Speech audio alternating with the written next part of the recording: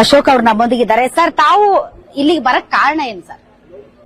ಇಲ್ಲಿ ಗಣಪತಿ ಪ್ರೊಟೆಸ್ಟ್ ಏನ್ ಮೆರವಣಿಗೆ ಇತ್ತು, ಅದರ ಮೇಲೆ ಕಲ್ಲು ತೂರಾಟ ಆಗಿದೆ. ಅಲ್ಲಿನ ಒಬ್ಬ ಮಹಿಳೆ ಆಕ್ರಂದನ ಮಾಡ್ತಾ ಇದ್ದಾಳೆ. ನಾವೇನು ಪಾಕಿಸ್ತಾನದಲ್ಲಿ ಇದ್ದೀರಾ ಅಂತೇಳಿ ಆಕ್ರಂದನ ಮಾಡಿರೋದು, ಪೊಲೀಸರು ಅವ್ರ ಮೇಲೆ ಹಲ್ಲೆ ಮಾಡಿರ್ತಕ್ಕಂಥದ್ದು. ಇದೆಲ್ಲ ನೋಡಿದಾಗ ಸಿದ್ದರಾಮಯ್ಯನವ್ರ ಸರ್ಕಾರ ಬಂದ ಮೇಲೆ ಎಲ್ಲೋ ಒಂದ್ ಕಡೆ ಹಿಂದೂಗಳಿಗೆ ಒಂದು ರಕ್ಷಣೆ ಇಲ್ಲದ ಪರಿಸ್ಥಿತಿ ಕಾಣ್ತಾ ಇದೆ. ಸೊ ಇಲ್ಲಿ ಹಿಂದೂಗಳಿಗೆ ರಕ್ಷಣೆ ಕೊಡಬೇಕು, ಅವರ ಪರವಾಗಿ ನಾವು ಬಿಜೆಪಿ ನಿಲ್ಲುತ್ತೆ ಅನ್ನೋ ಒಂದು ಕಾರಣಕ್ಕೋಸ್ಕರ ನಾನು ಇಲ್ಲಿ ಬಂದಿದ್ದೀನಿ. ಸೊ ಇವತ್ತು ನೀವು ತಾವು ಮೆರವಣಿಗೆಯಲ್ಲಿ ಭಾಗವಹಿಸೋದಕ್ಕೆ ಬಂದಿದ್ದೀರಿ?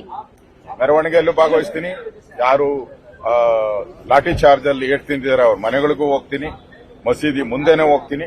ಅವ್ರಿಗೆ ಯಾರ್ಯಾರಿಗೆ ನನ್ನ ಮೇಲೆ ಏನ್ ಮಾಡ್ಬೇಕು ಅಂತಾರೋ ಬರ್ಲಿ ಅವ್ರ. ಅಲ್ಲ ಸರ್, ಏನ್ ಸಾಬೀತ್ ಮಾಡ್ಬೇಕಂತಿದ್ದೀರಿ ಸರ್ ಇವತ್ತಿಲ್ಲಿ? ಏನ್ ಸಾಬೀತು ಮಾಡಬೇಕು ಅಂದ್ರೆ ಹಿಂದೂಗಳಿಗೆ ಒಂದು ಧೈರ್ಯ ತುಂಬಬೇಕು.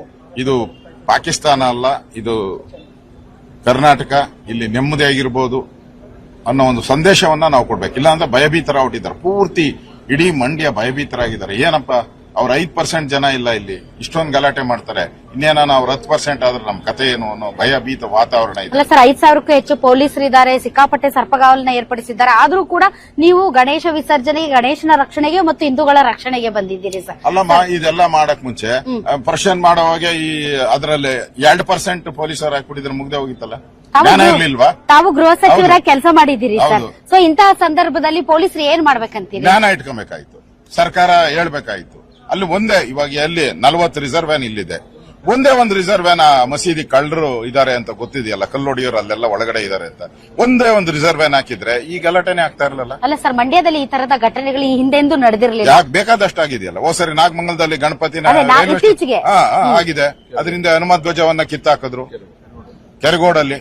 ಇವೆಲ್ಲ ಕಾಂಗ್ರೆಸ್ ಅವರ ನೋಡಿ, ಇವಾಗ ಅವ್ರಿಗೇನ್ ಬಂದ್ಬಿಟ್ಟಿದೆ, ನಮ್ಮ ಮೇಲೆ ಕೇಸ್ ಹಾಕ್ತಾರೆ. ಅವ್ರನ್ನ ನಾವು ಹೇಳೋದು ಆ ರಸಕ್ ಅವರೇ ಕಾರಣ, ಆ ರಸಕ್ ಅವರೇ ಕಾರಣ ಅಂತ. ಹೌದು, ಅವ್ರು ಕರೆಕ್ಟ್ ಆಗಿ ಹೇಳಿದ್ದಾರೆ. ಅವ್ರು ತಿಳ್ಕೊಂಡ್ಬಿಟ್ಟಿದ್ದಾರೆ ಬಿಜೆಪಿ ಸರ್ಕಾರ ಕರ್ನಾಟಕದಲ್ಲಿ ಇದೆ ಅಂತ ತಿಳ್ಕೊಂಡಿದ್ದಾರೆ. ಇಲ್ಲ, 2 ವರ್ಷ ಕಾಯ್ರಿ, ನಮ್ ಸರ್ಕಾರ ಬರ್ತೈತೆ. ಅಲ್ಲ ಸರ್, ನೀವೇನ್ ಕಾರಣ ಆಗ್ತೀರಿ ಅಂತ ಅವ್ರು ಏನ್ ಮನಸ್ಸಲ್ಲಿ ಇಟ್ಕೊಂಡು ಇದನ್ನ ಹೇಳಿದ್ದಾರೆ ಅಂದ್ರೆ ತಾವು ಪ್ರಚೋದನೆ ಕೊಟ್ಟಿದ್ದೀರಿ ಅಂತನಾ? ಇಲ್ಲ, ಅವ್ರಿಗೆ ಔಟ್ ಗೋಯಿಂಗ್ ಅಲ್ಲ, ಇನ್ನು ಮುಗ್ದೋಯ್ತಲ್ಲ, 2 ವರ್ಷ ಇರೋದು, ಅದಕ್ಕೆ ಅವ್ರಿಗೆ ಅವಾಗೆ ಒಂಥರ ಅನ್ಸ್ಬಿಟ್ಟಿದೆ. ನೀವು ಪೊಲೀಸರ ಮೇಲೆ ನಂಬಿಕೆ ಕಳ್ಕೊಂಡಿದ್ದೀರಾ ಸರ್? ನಾವು ಪೊಲೀಸರ ಮೇಲೆ ಮಾತಾಡ್ತಾ ಇಲ್ಲ, ಈ ಸರ್ಕಾರದ ಪ್ರೇರಣೆಯಿಂದನೇ ಇದೆಲ್ಲ ಆಗ್ತಾ ಇರೋದು.